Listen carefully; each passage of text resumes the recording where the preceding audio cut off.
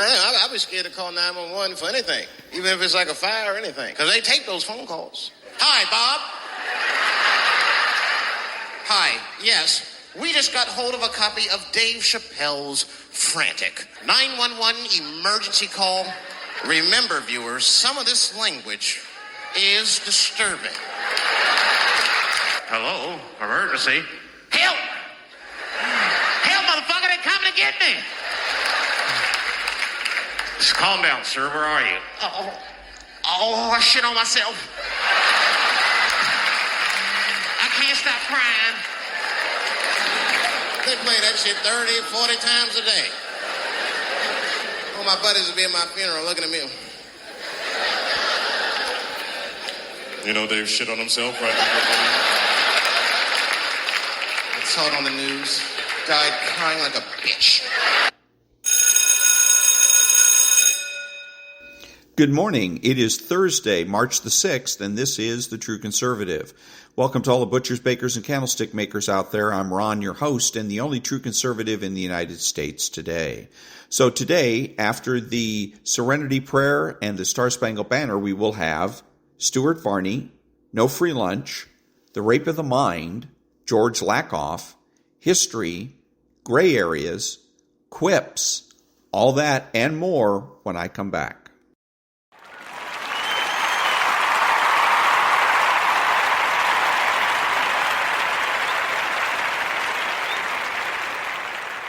God, grant me the serenity to accept the things I cannot change, the courage to change the things I can, and the wisdom to know the difference. Amen.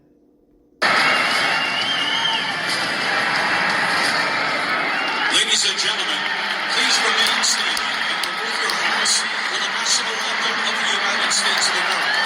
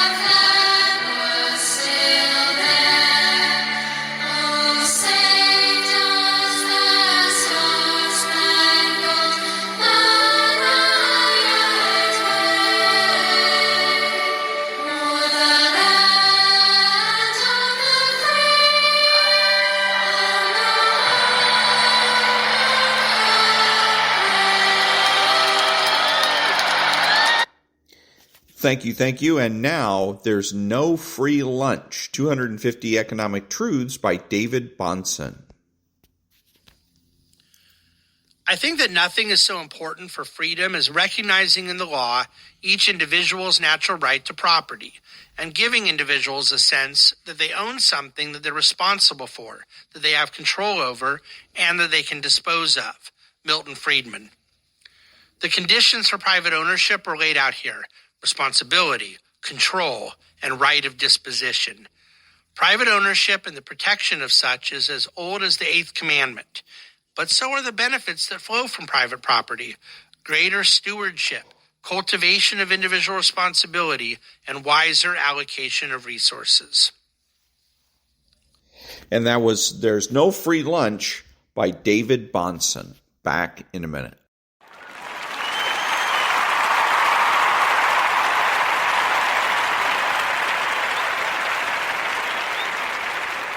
Thank you. So the Ayn Rand identified something she called the cult of moral grayness, but there is no such thing. There's no morally gray. Okay, the left tries to convince us that there is a moral gray, because there's black and white. Morality is black and white, and then there's if you put black and white together, then it forms gray, supposedly. So supposedly there's some kind of a middle ground morally, and there really isn't. And by the way, that's the reason we have a lot of immoral things going on in our society, is because we don't look at things as being right or wrong. Right and wrong are repugnant. Okay, black and white, yes, they are not contradictory, but contrary. So you can take contraries and you can find middle ground, or you can blend them together to come up with something different or neutral, if you will. But in the case of contradictions, no. And that's where we go wrong, is, again, going right down to language. The next time somebody is telling you about how, well, black and white makes gray, not everything is black and white. There are some gray areas. You say everything is right or wrong. And that's all there is to it. Back in a minute.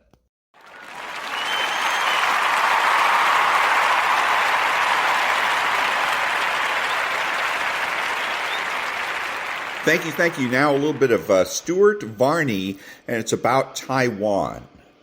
Hi, Gordon Chang is with us. He's our China expert. Gordon, if China were to invade, what should we do?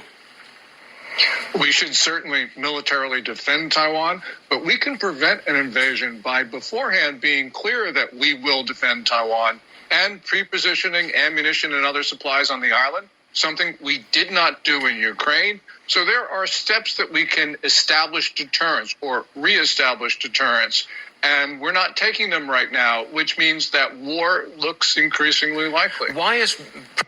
So, I wanted to play this for you because he does what he should do. He uses the S word.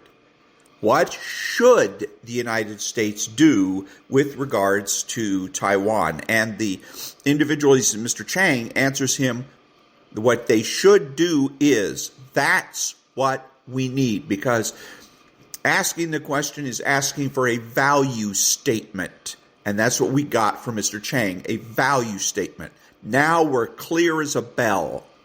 We are now involved in talking about morals. That's what's important. The left doesn't want us to talk about morals. The left wants to sidestep morals. That's because, why? Because if morals, then capitalism. If no morals or amoral, then socialism. So that's what they always want us to make predictions instead. So they set a model where they constantly ask people for predictions. What do you predict will happen? Predictions are neutral. There's no value to the prediction. It's you're just basically trying to predict the outcome. But when you're asking should, you're asking for a moral statement and nothing neutral about that. Back in a minute.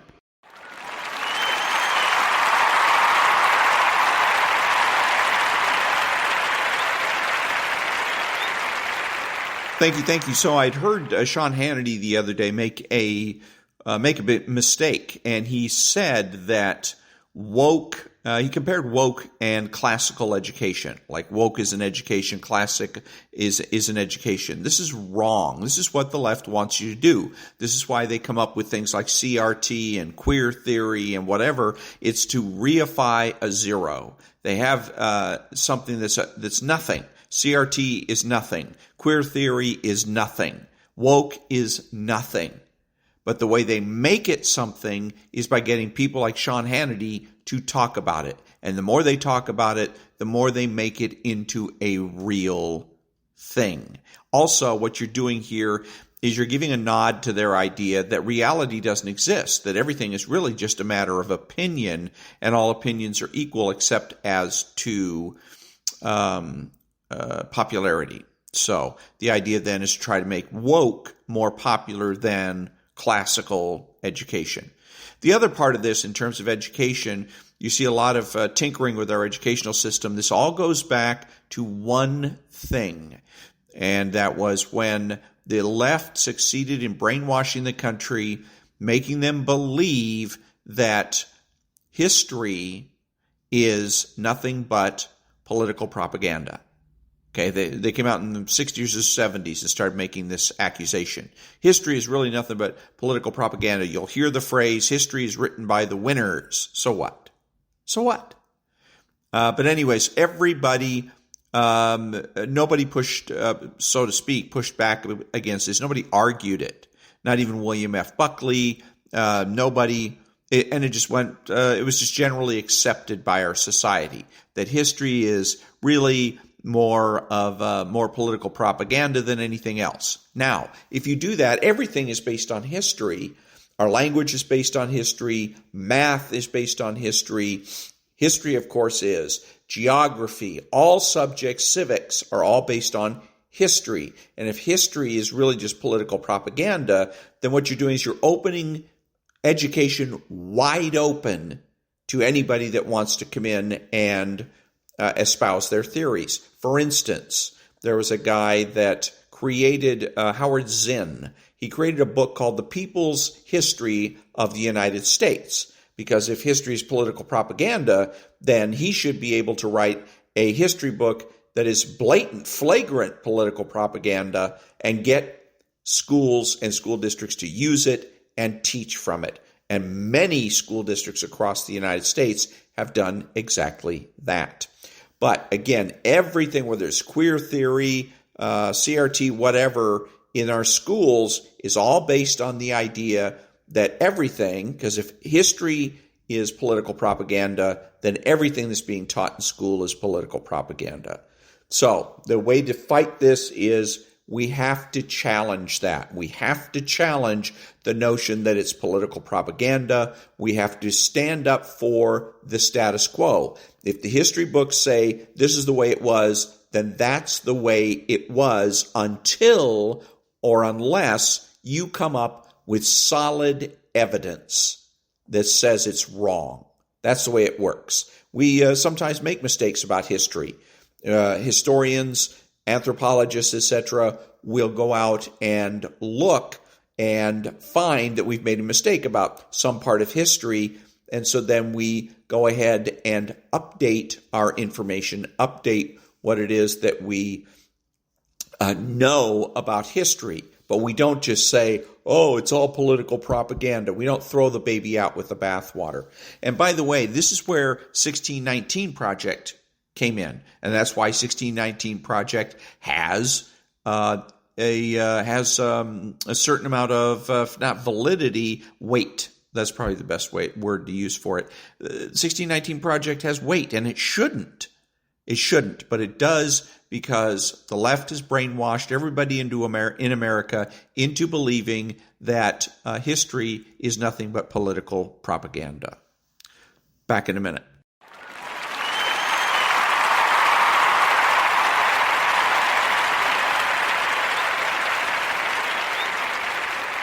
Thank you. And now it's a book called The Greatest Americans, Thomas Jefferson, and So you made a mistake there. That was from yesterday. So now we're going to go and move on to The Rape of the Mind. Thank you. And now, The Rape of the Mind. Part 2. The Techniques of Mass Submission.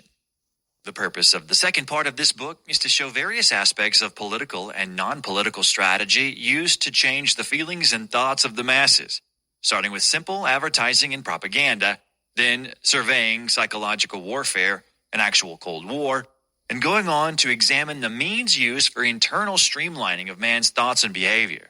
Part 2 ends with an intricate examination of how one of the tools of emotional fascination and attack, the weapon of fear, is used, and what reactions it arouses in men. Chapter 5. The Cold War Against the Mind.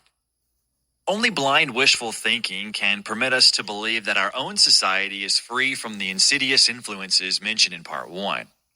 The fact is, they exist all around us, both on a political and non-political level, and they become as dangerous to the free way of life as are the aggressive totalitarian governments themselves. Every culture institutionalizes certain forms of behavior that communicate and encourage certain forms of thinking and acting, thus molding the character of its citizens. to the degree that the individual is made an object of constant mental manipulation, to the degree that cultural institutions may tend to weaken intellectual and spiritual strength, to the degree that knowledge of the mind is used to tame and condition people instead of educating them, to that degree does the culture itself produce men and women who are predisposed to accept an authoritarian way of life. The man who has no mind of his own can easily become the pawn of a would-be dictator. It is often disturbing to see how even intelligent people do not have straight-thinking minds of their own. The pattern of the mind, whether toward conformity and compliance or otherwise, is conditioned rather early in life. In his important social psychological experiments with students, Ash found out in simple tests that there was a yielding toward an erring majority opinion in more than a third of his test persons, and 75% of subjects experimented upon agreed with the majority in varying degrees. In many persons, the weight of authority is more important than the quality of the authority. In Chapter 10, the child is father to the man. I will come back to this inner urge toward conformity.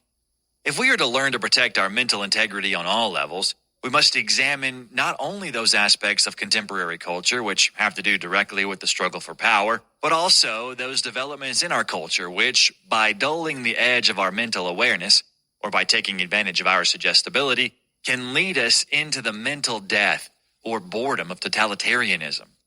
Continual suggestion and slow hypnosis in the wake of mechanical mass communication promotes uniformity of the mind and may lure the public into the happy era of adjustment, integration, and equalization, in which individual opinion is completely stereotyped.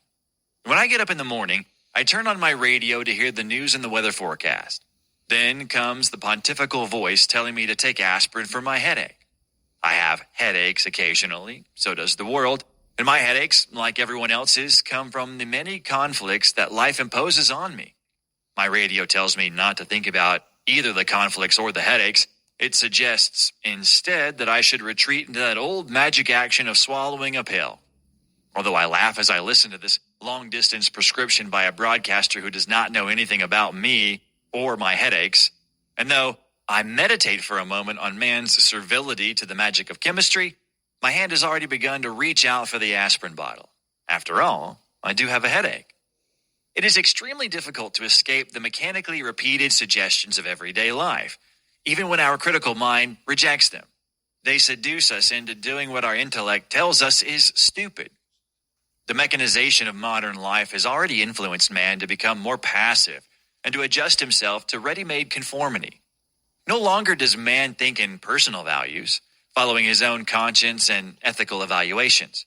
He thinks more and more in the values brought to him by mass media. Headlines in the morning paper give him his temporary political outlook. The radio blasts suggestions into his ears. Television keeps him in continual awe and passive fixation.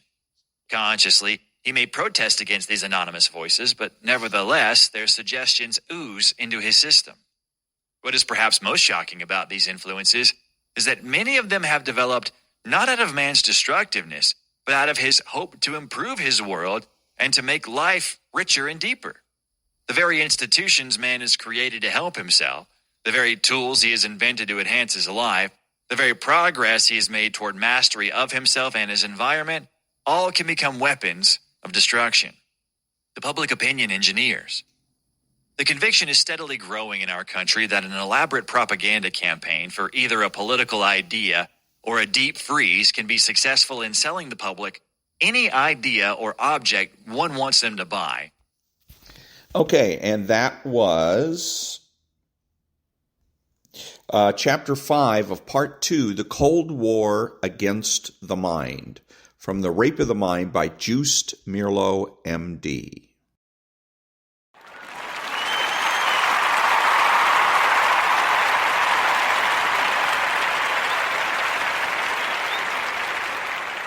Thank you. And now, the all-new Don't Think of an Elephant by George-Lakoff. The Massachusetts Bay Colony was founded by the owners of the Massachusetts Bay Company, which had a charter to do business in the New England area. The metaphorical idea that a government is a business came to America in 1623 with the Massachusetts Bay Company and has been part of American political life ever since. Before 1819, the commonplace conceptual metaphor that institutions are persons began to be applied to corporations and was limited to such matters as goals, finances, responsibilities, privileges, and so on. But there is a difference between this very common and limited view of corporate personhood and a view that gave corporations constitutional rights. That took the corporations are persons metaphor out of range of normal conceptual metaphor and into the power of the courts. In 1819, the Supreme Court made a fateful decision in Trustees of Dartmouth College versus Woodward. Before the American Revolution, King George III granted a corporate charter to Dartmouth College, giving it land in New Hampshire and giving the trustees the right to administer the college. In 1819, the trustees deposed the college president. The New Hampshire legislature was outraged and passed legislation taking away the college's charter from King George, putting the state in charge, and, in effect, making Dartmouth a state college. The trustees brought a case against the state, with Daniel Webster arguing their case passionately before the Supreme Court and Chief Justice John Marshall. The court ruled, even though all political ties had been severed with King George, the charter still constituted a contract with King George, the person. The court held that this contract fell under the Contracts Clause of the Constitution, which forbids a state to pass laws overturning contracts. Though the provision in the Constitution applied to contracts among persons, the court held that it applied to corporations as well. Dartmouth remained private and under the control of the trustees. Meanwhile, a line had been crossed. A constitutional clause granting rights of contract and property to persons now applied to corporations. And an institution, the British monarchy, called metonymically the British Crown, was now taken literally to be a person, King George. In 1868, the 13th, 14th, and 15th Amendments were passed, making slaves free, giving them equal protection under the law and guaranteeing them the right to vote. The first clause of the 14th Amendment reads, "All persons born or naturalized in the United States, and all subjects to the jurisdiction thereof, are citizens of the United States and of the state wherein they reside.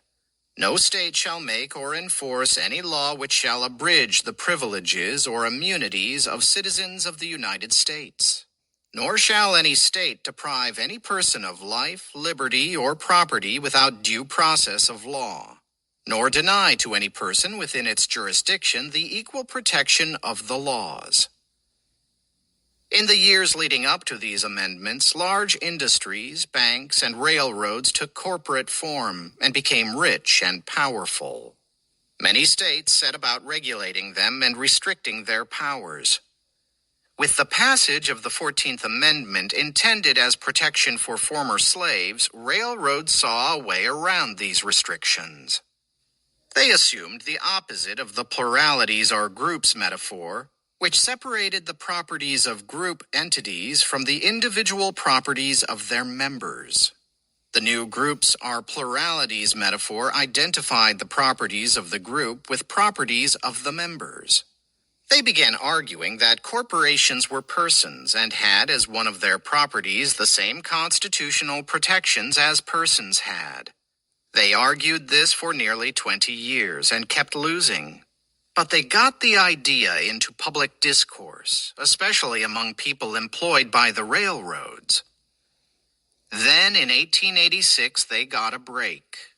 The railroads had brought 4 cases concerning taxes to the Supreme Court, including Santa Clara County versus Southern Pacific Railroad. In Santa Clara County, there was a tax provision that allowed persons paying mortgages on their property to deduct the amount of their mortgages from their taxes.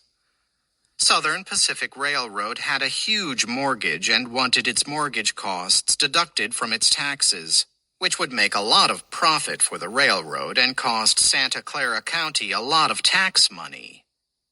The case was argued in the Supreme Court with Chief Justice Morris Waite presiding. Waite had earlier been a railroad lawyer.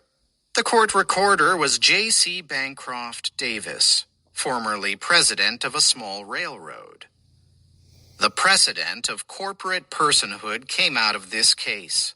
But the precedent did not come from any argument in the case or anything written in favor or against by any of the justices.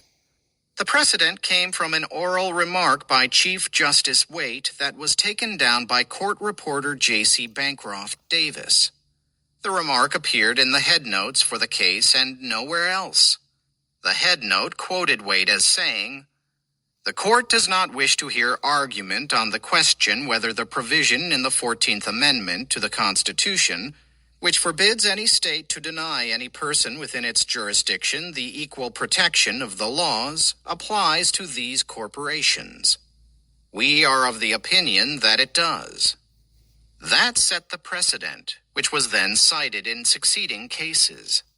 Bear in mind as we go through the list of cases that British common law defined corporations and their shareholders in such a way as to legally separate the properties of the shareholders from the properties of the corporation, so that the shareholders were free of certain liabilities of the corporations. Hence the LLC, the Limited Liability Corporation. And that was Chapter 9, part of Chapter 9 of Don't Think of an Elephant by George-Lakoff, Ph.D. One of the things that the left likes to do is they like to manufacture problems. They manufacture a problem, then they get to solve that problem, and that solution is always socialist. And so that's kind of what he's doing here, at least so far. We'll see when we conclude the chapter tomorrow, but right now what he's doing is making a big deal out of nothing. Yes, corporations have been considered individuals or persons for various reasons. Sometimes, like he said, because of shareholder issues, and they may get to write off certain things on their income taxes or whatever. So what? But the way they sell this is always with tone of voice. They say things with this a tone of voice like it's just incredible. It's the most unbelievable thing we've ever heard. And especially when it comes to corporations and being an individual, there's a lot of college students that didn't know that, and then their professors put it to them, but again, put it to them in such a way with the tone of voice, making it sound like it was something sinister. And so college students began to come out in opposition to it. And so anyways, that's one of the things that you got to watch for. Ask yourself, when the left is talking about something, ask yourself, so what? And if you don't get a good answer to so what, then they're making a mountain out of a molehill. Back in a minute.